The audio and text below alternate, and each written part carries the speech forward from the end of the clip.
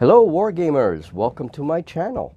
My name is Martin, and today I have a lot of things to do in the studio, a couple of videos to update the channel.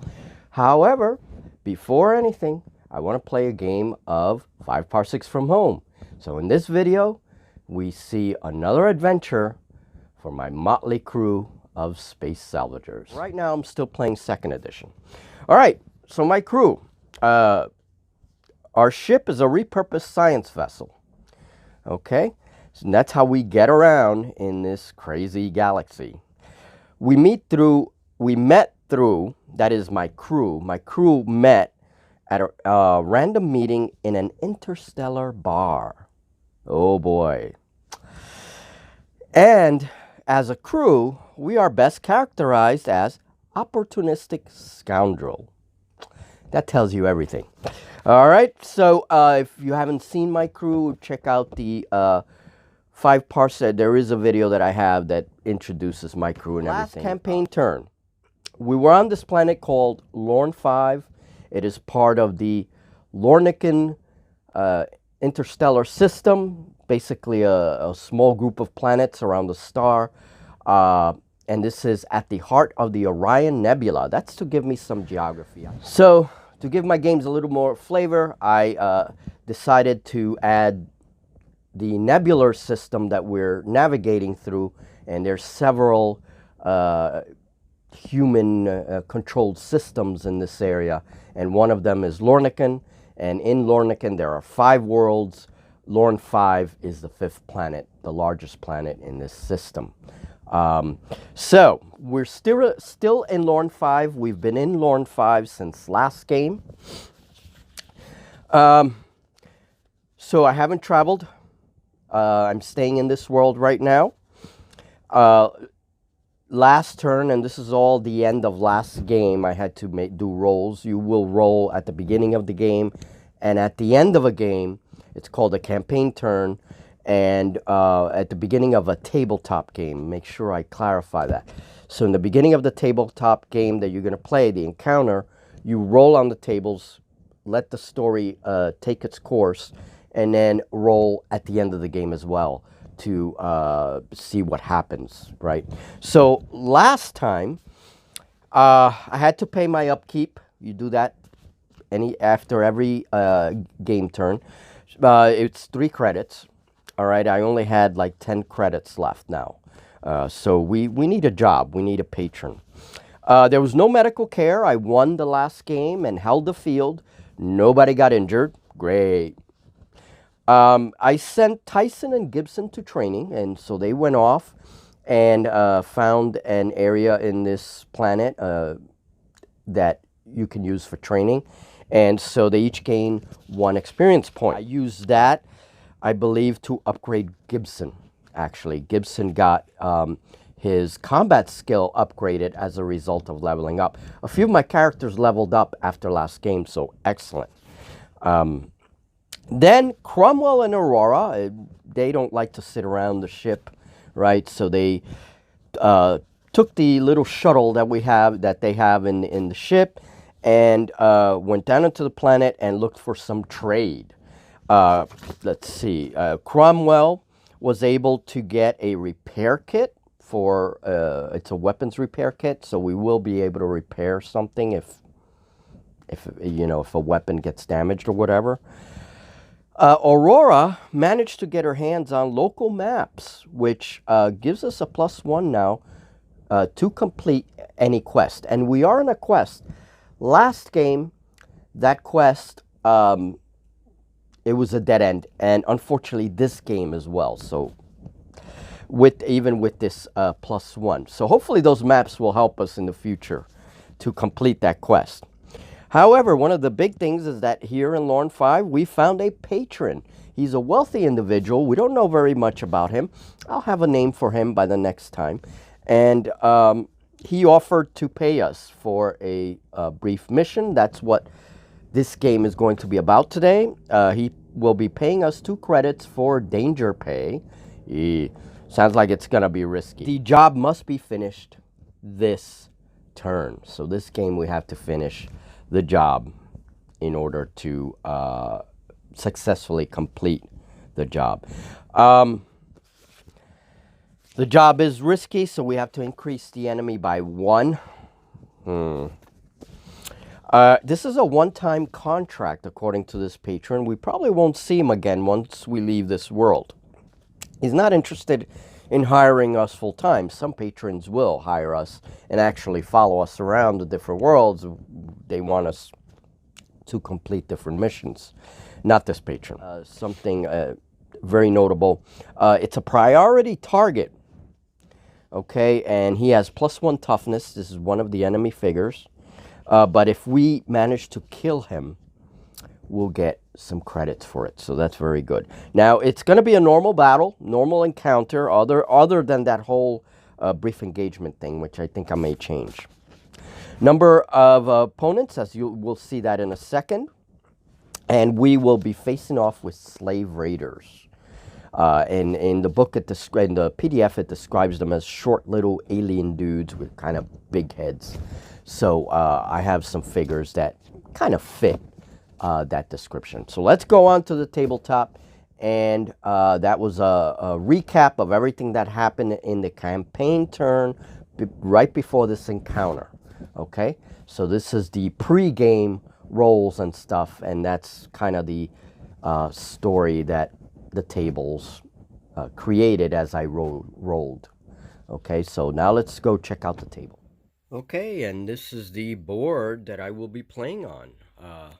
Lorne 5 has some very strange rock work, and this is some kind of old facility, maybe a mining outpost or something like that.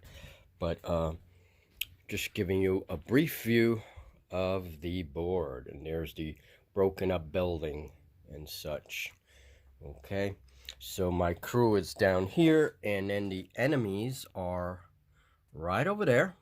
Those are the slavers, and there's actually 7 of them because this mission is qualified as risky, so I had to add another enemy. Now my target enemy is going to be this guy here with the hunting rifle. He's going to be my primary target, and if I destroy him, then I will get some extra credit, and I'm probably going to end the game there once he's destroyed, since he's my primary objective. I think I'll do that. I don't have a lot of time today to finish playing, so let's see how far I can get. Okay, so here is my crew. We got Gibson here, Cromwell, the Alien Grick, our newest addition, Tyson with his new armor and pistol, Aurora, and we have Parsons over here with the power armor. So those are my guys, and again, that's the enemy. So I'm going to try to steal initiative. The enemy, by the way, has an aggressive AI, so they deploy about an inch from each other. Okay, so nobody has a high savvy score, so I'm just rolling straight dice. All right, and that's a 5. No, I do not seize the initiative. So the game will proceed as normal. All right, so now I'm going to be doing my reaction rolls. Reaction rolls. Okay, is one character. He's going to act in the quick phase, and I'm going to give that to Gibson. And then the rest of the characters, they all react in the slow phase. Okay, turn 1. That was my reaction roll. So Gibson is going to act in the quick phase. I don't want him to move too ahead of everybody, so I'm going to put him, make a 6-inch move right here towards this piece of cover here, this old container. Gibson is right there. And now I'll just activate him because I never remember.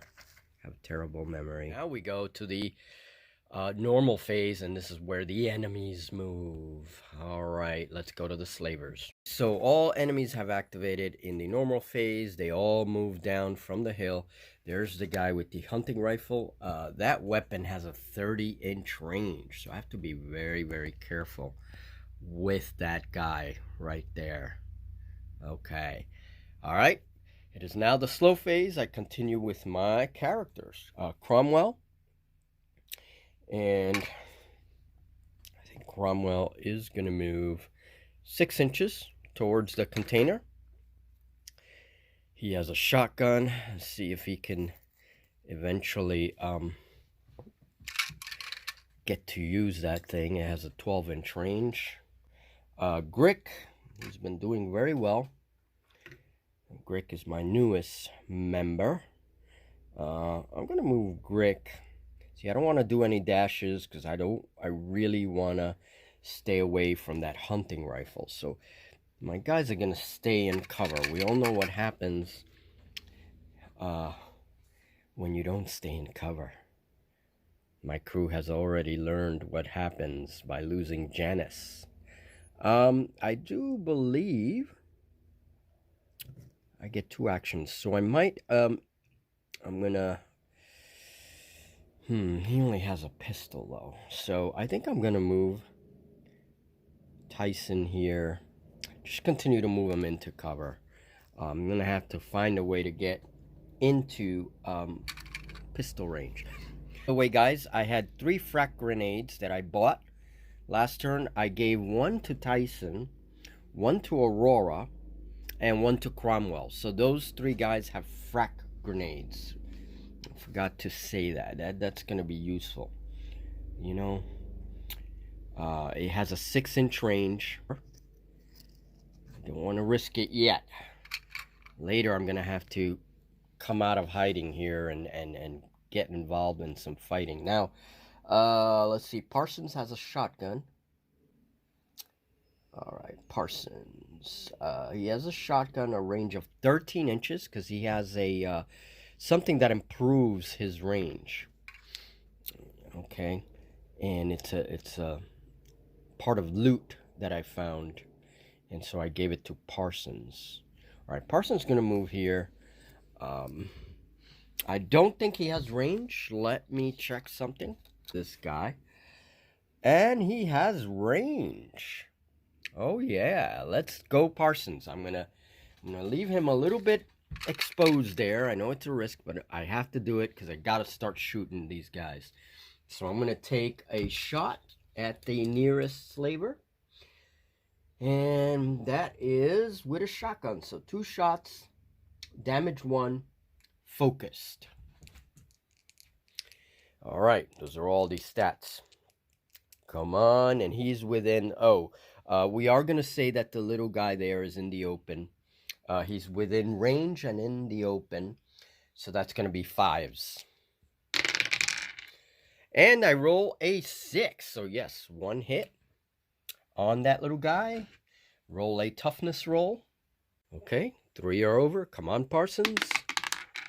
And a 5, yes. First casualty goes to Parsons. All right, so that paid off. It's almost never a good thing to get out of cover, as we know. But that paid off. I get 1 guy down. All right. And that is the end of turn 1. Now, turn 2, reaction roll. Okay, this time I have 2 characters who will take reactions in the quick phase, and then the rest in the slow phase. I'm giving the reactions to Aurora and Cromwell this time. Let's see. Okay, so Cromwell moved from here to here. Try to keep that cover as much as possible. He has a shotgun. He has another guy right there in the open. So let's try and take a shot. 5s for Cromwell. Oh, no. Missed. Okay. All right, so that was a miss. Next is Aurora. Now, Aurora has a pistol, so I'm not really sure. I don't want her to be peeking out and get out of cover. So I'm just going to move Aurora right next to Cromwell. When she gets a chance to use that pistol, she will. But in the meantime, she's just going to stay put right there, right behind Cromwell. Okay, normal phase, the enemies strike. Okay, and the first little guy activates, and he's just going to shoot because Cromwell is in range. We're going to say that he is in cover. He is touching that big container, and he's not completely in the open. So we're going to say he's in cover, within range and in cover. So that's 6. And it is a scrap pistol, so it's one shot. This little guy needs a 6. 4. No. A shot ricochets off the container by that little guy. So let's mark him. And actually, he does get one more action. So let's actually move him a little bit. He is going to move here. Because again, they do try to stay in cover. Okay, so he's going to move right there. All right, and they're also aggressive, so they're going to want to come at us.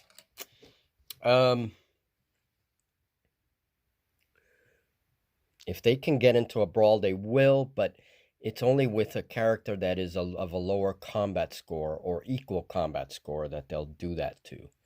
Otherwise, they're just going to fire. Now, that is also a 9-inch range. And being that Cromwell is the only kind of visible one, he is in cover. We're going to give him that. And one shot from the pistol, scrap pistol. Rolled a 5. No, he needs 6s. And little guy moved over here. And now, let's see. Again for Cromwell. Cromwell's the only one they can really see, even though he's in cover.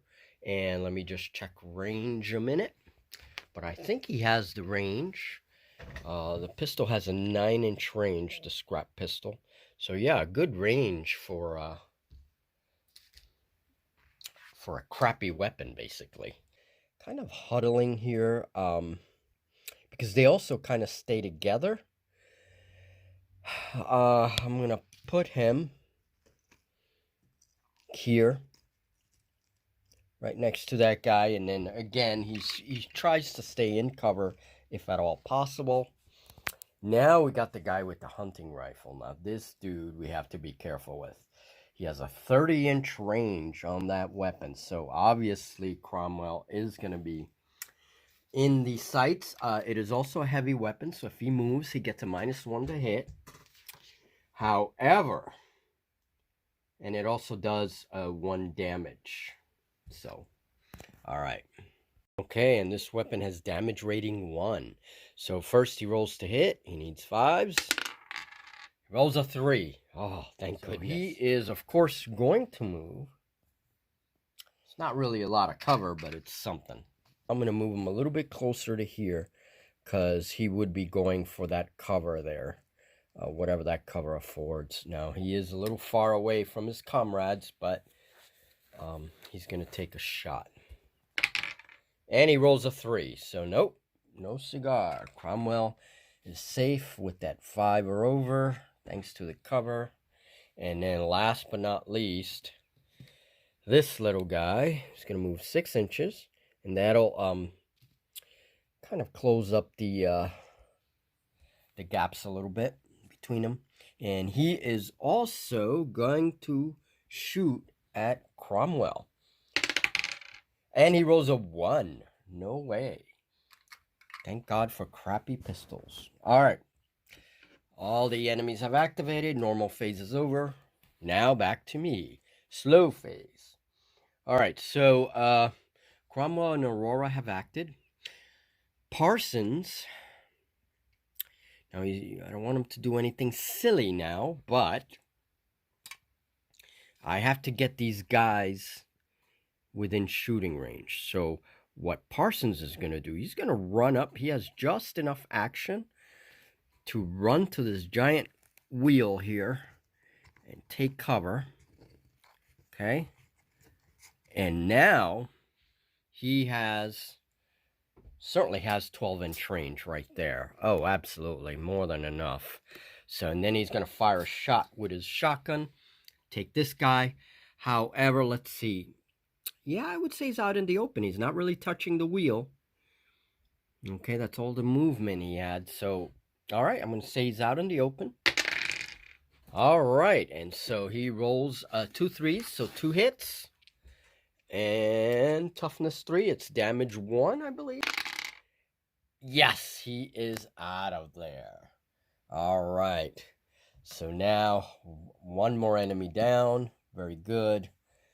Guys are doing a lot better now that they had training. And we got 2 enemies down.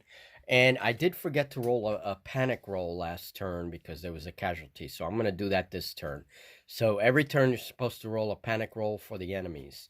And I forgot to do that. All right. So I'll do that after this turn. I just get way too excited. All right. Tyson. Tyson has a pistol. I still can't get careless because that guy with the hunting rifle can do some damage. So, I'm going to try and do a dash. That gives me an extra 2 inches. Hopefully, try to get to that wheel. Let me see. Let me just measure something. So that's a total of 8 inches. Where is that going to get me? Right to that wheel. Okay. I'm going to do the same thing Parsons did. Do a dash. That'll be his 2 actions. So he's not going to fire. And I'm going to put him in cover right by that wheel. Well, partial cover, I guess. But it'll be cover because he's touching the terrain piece. So we're going to say he's in cover. He can kind of dodge, move in and out of here. That's what we're imagining. So he is in cover. And now Grick. Now Grick has a shotgun. Parsons is going to still be in cover, but take a pop shot at that closest enemy there. And he has a military rifle with 2 shots. It's considered a heavy weapon. So, being that he had to move, I'm going to give myself the -1. Now, that guy is in the open and within range, and within 6 inches, so that's a 3. But I got a -1, so I'm actually rolling 4s. Let's see. Come on, come on. A 4 and a 1. So 1 hit. Come on, toughness. Now he has damage 0 ratings, so no additional bonus to this roll. Come on, toughness 3. We can do this. Yes, yes, knocked out another enemy.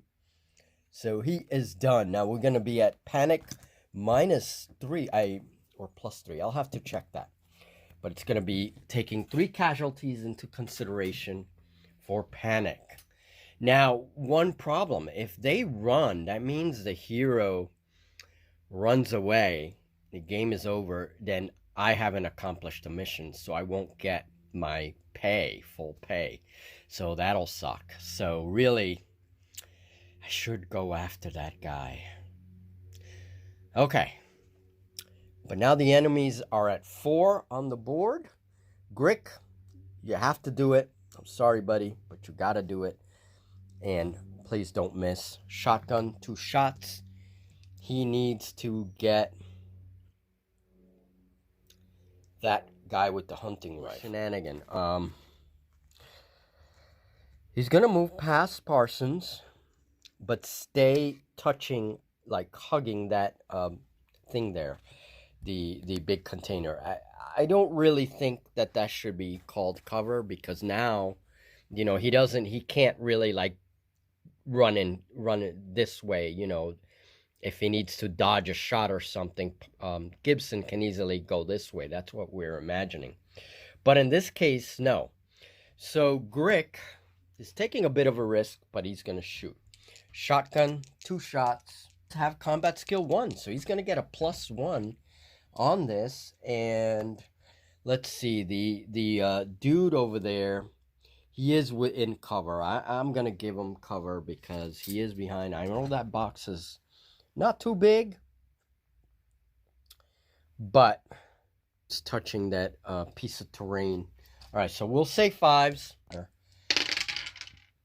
And Grick rolls a 5 +1 is 6. All right, so Grick hits that guy. Come on, Grick. You could end it right here. All right, so damage rating 0 or damage rating 1. So I add a +1. I need 4.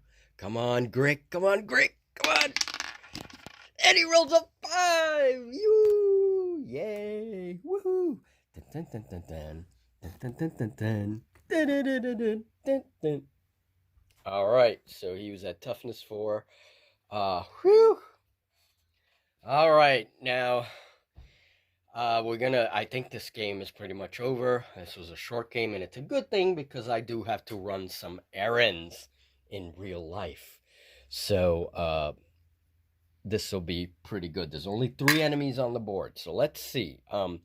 Grick just took out our target, guaranteed our pay. Thank you, Grick. You the man. You the man.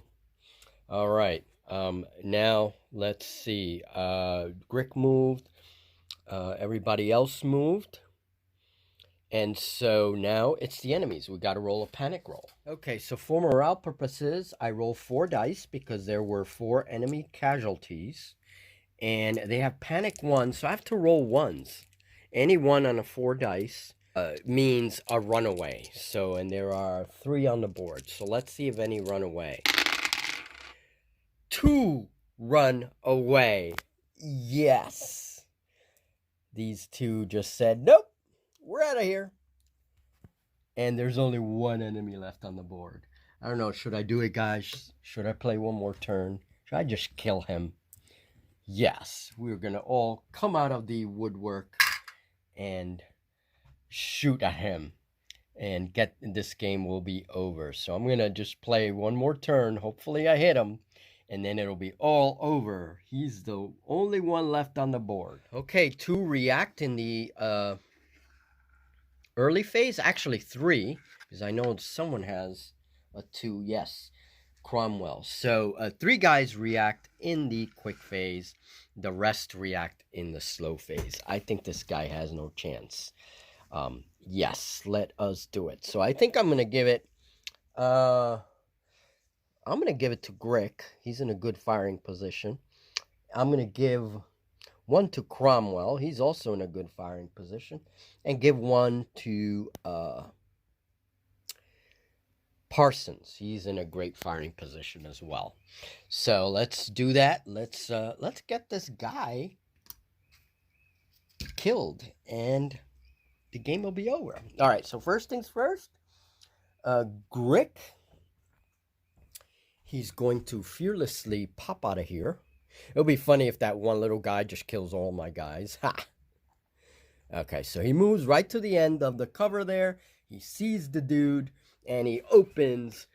He is within 6 inches, and the figure is out in the open. So he's going to fire with the shotgun, point-blank range. Get rid of it. Come on, Grick. All right, so Grick is rolling. Now, that's a 3 or over. He needs 3s. And yes, he's got 2 hits. Grick does 2 hits. Toughness 3, +1 damage. That's the armor rating. So I roll the dice and add a 1 to the results. And a 5 and a 3. That actually is a 6. So... yes, he is out of there. 2 shotgun rounds into the back.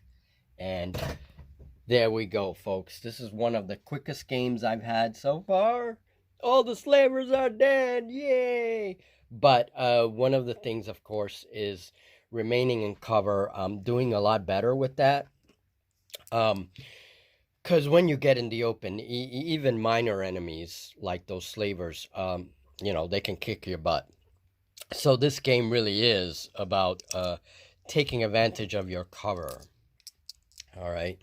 And that's it. I hope you enjoyed it. I enjoyed it very much. And now I have to go run some errands. Well, that was it. A short campaign turn this turn. And I'm going to call this turn 2. The previous game that we played in this same planet that we're in, that was turn 1. And so everything I did then is part of turn 1. And then now we're going to move into turn 3. And I think I'm going to start labeling the videos that way so people know. Okay, so what happens at the end of the encounter? At after the next game, after the next campaign turn, I can add a story point to my crew, and story points are a very useful resource. You can use them to make rerolls, especially during the campaign turn and all that. And also luck points. Luck points are another resource that if you know you're going to be doing a difficult game, they could really help you out. No rivals yet. I roll, but there are no rivals yet. I have to check for invasion to see if this world is going to be invaded. The slavers that I just fought, they fall into that category. They could actually be part of a planetary invasion. So, you know, we'll have to see, and I'll know by the next game. I'll post that if we're running away from an invasion or something. We are planning to leave this world right after this game.